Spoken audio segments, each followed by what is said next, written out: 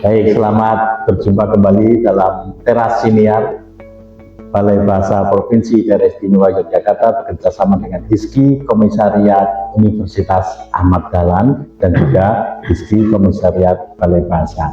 Seperti janji saya beberapa waktu yang lalu, kita akan menghadirkan rekan-rekan dari setiap komisariat HISKI di Yogyakarta. Dan saat ini telah hadir Profesor Wajiran PhD dari HISKI Komisariat UAD Universitas Ahmad Dahlan Yogyakarta. Selamat bertemu Pak. Terima kasih lagi. Ya. Terus ini memang program kita bersama. Nanti kami dari HISKI Komisariat Balai Bahasa juga akan kembali ke sana mengadakan siniar atau podcast bersama. Nah, sobat budaya, sobat bahasa, kita akan berbicara mengenai sastra dan pendidikan moral. Kebetulan beliau baru saja menerbitkan ini tahun 2026 ini, baru bulan Maret, kebetulan masih hangat. Karya sastra dan pendidikan moral, fondasi literasi dan pembentukan karakter siswa Indonesia. Nah, ini jelas karakter siswanya Indonesia. Jadi moralnya moral Indonesia, bukan moral di Australia karena beliau ada lulusan Australia, bukan moral di Eropa, dan tentunya karakter siswa Indonesia saat ini. Jadi kalau kita bicara sinkronis dan diakronis, yang moral tahun abad zaman Jawa kuno itu beda dengan moralnya tahun ini. Makanya jelas bahwa karakter siswa Indonesia baru berusia 78 tahun, sehingga tidak jauh dari hal-hal yang kita alami saat ini. Baik, sobat bahasa, langsung saja kita ngobrol dengan Prof. Wajiran. Nah, bagaimana Prof mengenai karya sastra dan pendidikan moral? Karena memang selama ini kita paham bahwa sastra adalah mengandung suara kenabian, suara-suara bagus. Ya. Nah, monggo komentar. Ya, jadi latar belakang saya pengen mengangkat tentang sastra dan moral, ya, itu awalnya gitu ya. Pertama kali saya menyadari bahwa satu itu tingkat budaya baca di Indonesia itu kan sangat memprihatinkan ya. Tingkat literasi membaca. Tingkat literasi membaca gitu ya. Jadi itu. Terus kemudian yang kedua, padahal di dalam karya sastra itu kan mengandung nilai-nilai yang sangat penting gitu, terutama untuk pendidikan anak gitu ya, baik tentang kedisiplinan, kejujuran, norma gitu ya, yang membentuk karakter daripada siswa itu sendiri. Nah, pada saat saya tinggal di Australia itu, saya memang jurusan saya adalah Asian Studies. Sebelumnya namanya adalah Indonesian Studies, tapi karena ada efisiensi di Australia, waktu saya masuk kuliah 2014 itu namanya Asian Studies. Nah, di beberapa momen gitu ya, saya ngajar juga bahasa Indonesia untuk teman-teman mahasiswa yang belajar hukum maupun belajar di bidang lain tapi pengen istilahnya berkarir di Asia gitu, di Indonesia, bisa di Malaysia, bisa di beberapa negara yang menggunakan bahasa Melayu gitu. Dan ketika itu juga gitu tuh banyak sekali event-event di Australia itu yang menggugah saya, menyadarkan saya terutama bahwa di sana itu pelajaran sastra itu sangat kental sekali. Bahkan sebelum anak itu sekolah, anak saya kan pre-kinder ya, pre-kinder itu kan belum sekolah, sekolahnya baru 1 minggu 1 hari, di hari Kamis waktu itu gitu ya, dan itu sudah dikenalkan cerita-cerita dongeng gitu, sehingga anak itu gitu ya masuk di kelas meskipun belum resmi menjadi siswa, itu sudah dikenalkan cerita-cerita bergambar ya, sesuai dengan umur mereka, dan guru itu mendongeng gitu dari salah satu buku itu, dan saya perhatikan itu selama beberapa tahun anak saya di sekolah itu namanya Manelson Elementary School gitu ya.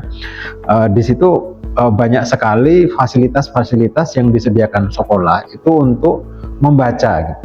Bahkan di hampir semua sudut sekolah itu ada ruang baca, termasuk ruang ada sudut namanya pertukaran bacaan. Nah, maaf saya stop dulu. Ini artinya mereka sadar bahwa membaca karya sastra atau mendengar dongeng itu larinya pada persiapan yang lebih dini. Iya, benar. Supaya apa kira-kira? Kenapa tidak nanti saja kalau di SMA mereka juga membaca novel? Kira-kira bisa bagaimana? Nah, kalau saya kan berpikirnya gitu bahwa penanaman sejak dini itu hal yang sangat penting, karena kan golden age atau apa istilahnya ya, itu kan di masa-masa awal anak itu katakanlah 5 tahun, 7 tahun, 10 tahun lah ya, seperti itu. Jadi kalau sudah terbiasa dari kecil, maka penanaman itu semakin lama akan semakin mudah gitu. Bahkan di yang saya ketahui gitu ya, di kelas 5 itu gitu, anak-anak SD itu sudah wajib membaca minimal 3 novel. Di daerah Victoria ini ya, saya nggak tahu di daerah lain, di teritori Victoria itu anak kelas 5 SD itu mereka harus wajib membaca minimal 3 atau sampai 5 gitu, dan memilih salah satu untuk dipresentasikan di depan kelas sebelum mereka lulus. Itu tahun 2014. 2017 ya, setelah saya beberapa lama kan saya diundang ke beberapa sekolah dan pernah juga diminta untuk bedah film yang diambil dari karya novel juga, terutama karyanya Andrea Hirata. Jadi ASEAN Study itu pengembangan dari Indonesian Studies di sana. Iya benar. Tapi masih banyak Indonesianya ya dipelajari. Karena kebetulan saya dari Indonesia dan bidang saya itu, maka saya ditugasi untuk tentang Indonesia. Begitu ya. Baik, ini sobat budaya, sobat bahasa dan pemirsa yang berbahagia. Jadi kita jadi berpikir 2017 di sana juga tentu banyak handphone, banyak aplikasi media sosial yang cukup mengganggu. Ini sebenarnya menarik kalau kita bicarakan, kok bisa ya mereka mewajibkan anak membaca minimal 2 novel, 3 novel. Nah sementara kita bisa tidak kira-kira mewajibkan seperti itu? Mengapa sejak dulu zaman Pak Taufik Ismail SPSB itu, sastrawan bicara, sastrawan masuk sekolah itu sudah disadarkan bahwa Indonesia itu 0 buku ya. Nah sejak tahun itu 10 tahun lebih itu ya, sampai 20 tahun, 15 tahun sampai 20 tahun yang lalu sudah disadarkan oleh Pak Taufik Ismail, tapi tetap saja kita masih dianggap rendah membacanya. Nah dengan pengalaman Prof. Fadziran ini, bagaimana itu mereka bisa membaca itu, mewajibkannya itu bagaimana? Dengan sadar bahkan senang, atau mereka itu susah sekali diminta membaca? Pengalaman saja ini biar. Jadi Australia ini kan negara yang paling pertama kali melarang penggunaan smartphone di sekolah. Jadi anak-anak SD, SMP, bahkan sampai SMA itu kalau sekarang kan dilarang itu bawa ke sekolah gitu. Jadi termasuk sosial media gitu yang sebenarnya sudah sekarang diikuti beberapa negara, termasuk Indonesia sampai umur 16 tahun kan sosial media beberapa kan dibatasi ya. Meskipun implementasinya saya kurang belum tahu dampaknya. Akunnya dibatasi. Jadi jadi strategi yang saya lihat kalau di negara Australia itu adalah satu, penanaman sejak dini. Kemudian ada kewajiban memang sampai di sekolah tempat anak saya itu, saya ngobrol ke beberapa sekolah gitu, itu kewajiban semuanya sampai yaitu lulus kelas SD itu minimal 5 novel yang mereka harus baca. Dan salah satunya yang menarik di sekolahan itu adalah novel Indonesia yang diwajibkan. Salah satunya yaitu novelnya Andrea Hirata waktu itu Laskar Pelangi. Itu. Kenal di sana ya. Terus kemudian yang kedua, di masing-masing jenjang pendidikan itu memang ada target-target bacaan. SMP gitu semuanya katakanlah 10. Saya persisnya kalau di SMP tidak tahu, tapi ada ya. Jadi minimal 10 katakanlah, nanti SMA 20 novel gitu. Kemudian nanti bahkan di perguruan tinggi gitu. Dan fasilitas yang ketiga itu fasilitas yang diberikan oleh pemerintah itu sangat sangat mewah terhadap akses bahan bacaan gitu. Bahkan di Australia itu menyediakan perpustakaan khusus untuk anak-anak, namanya Children Library. Jadi dari tingkat 1, 2, 3 itu khusus anak-anak semua, dari wahana bermain, wahana sains yang dengan bentuk mainan gitu, termasuk buku-buku yang disediakan dengan gambar-gambar yang sangat menarik gitu. Bahkan di setiap sekolah itu juga seperti tadi saya sebutkan itu ya difasilitasi bahan bacaan yang sangat variatif sesuai dengan minat ataupun apa ya istilahnya umur mereka gitu. Jadi seperti itu. Jadi pemerintah memfasilitasi ya. Memang diwajibkan dan bacaannya juga menarik bagi anak-anak, disesuaikan dengan anak-anak. Kemudian anak-anaknya juga karena sebelum sekolah juga disiapkan, ya kan, sudah disiapkan, bisa runtut bagus untuk mencintai bacaan, untuk mencintai karya sastra terutama pada saat itu. Dan ternyata malah sastra Indonesia salah satunya itu menunjukkan satu Indonesia memang layak dibaca, karya-karya sastranya oleh siapapun, bahkan untuk usia anak, kemudian diwajibkan dibaca untuk usia SD kalau kita itu juga bagus, tapi kita sendiri malah tidak mewajibkan. Nah kemudian pemerintah juga sudah berupaya ya, kita kan banyak akses digital namanya, buku-buku sastra di dunia digital banyak. Kita juga punya pojok baca. Di mana-mana ada pojok baca dan perpusnas, kemudian Badan Bahasa itu pada saat mudik gratis, itu ada kita ada pemberian buku gratis, itu juga banyak orang senang. Nah sekarang ternyata ada dua hal, apakah pemerintahnya atau anaknya. Nah itu apakah yang pusat dengan yang daerah belum nyambung.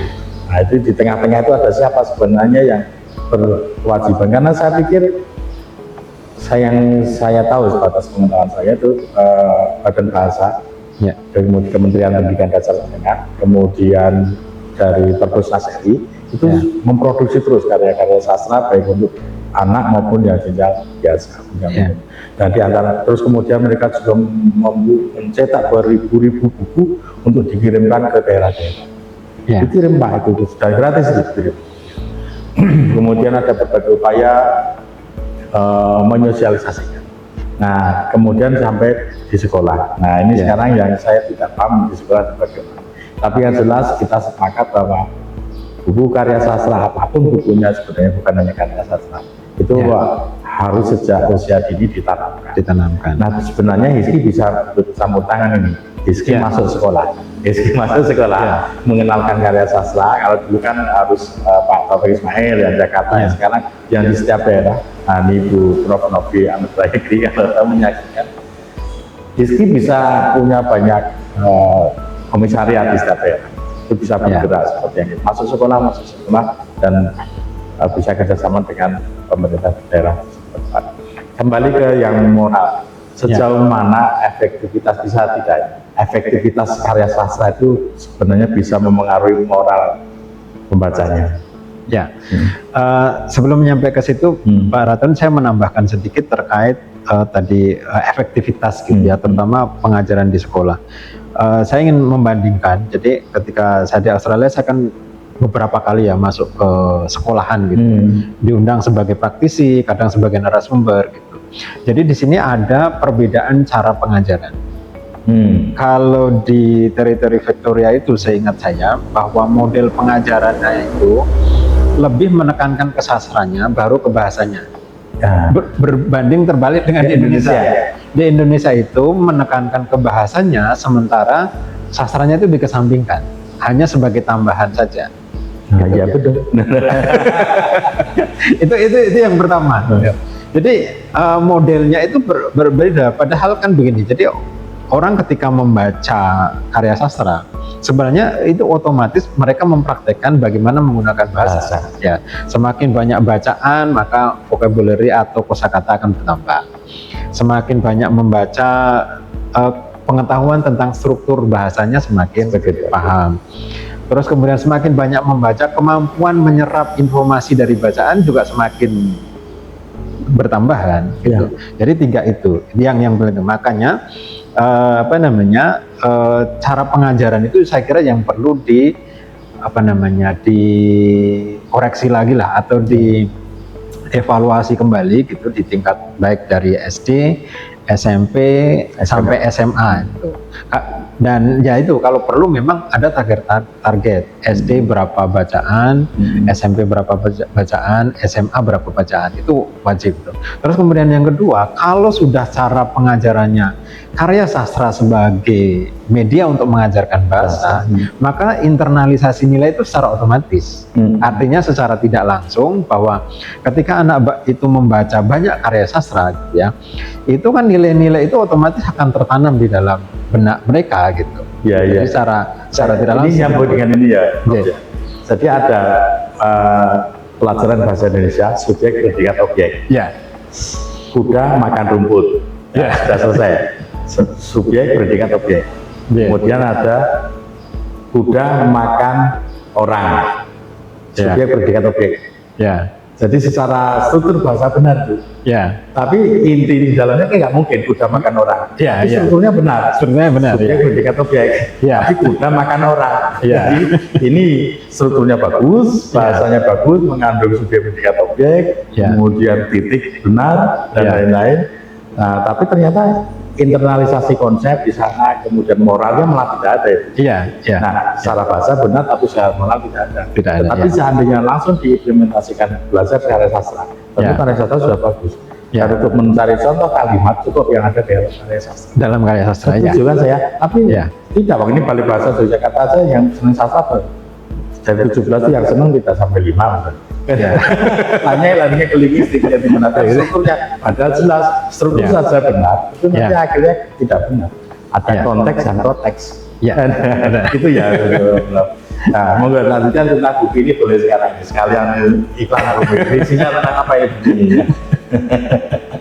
Monggo. Ya, jadi saya di dalam buku ini ingin menekankan kembali sebenarnya buku ini sebelumnya saya sudah tulis. Sebenarnya draftnya itu sudah lama, jadi sekitar tahun 2000, pokoknya selama pandemi lah. Selama pandemi itu kan di rumah gitu kan.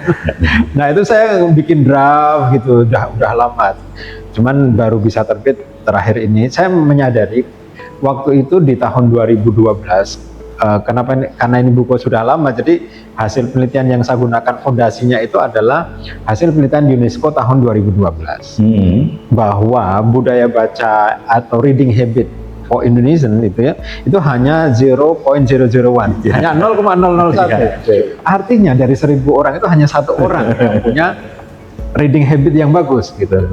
Dan ini menggugah saya, kok bisa seperti ini gitu. Padahal kalau mohon maaf ini kalau Islam gitu ya sebenarnya Islam itu kan sangat mendorong umatnya untuk membaca.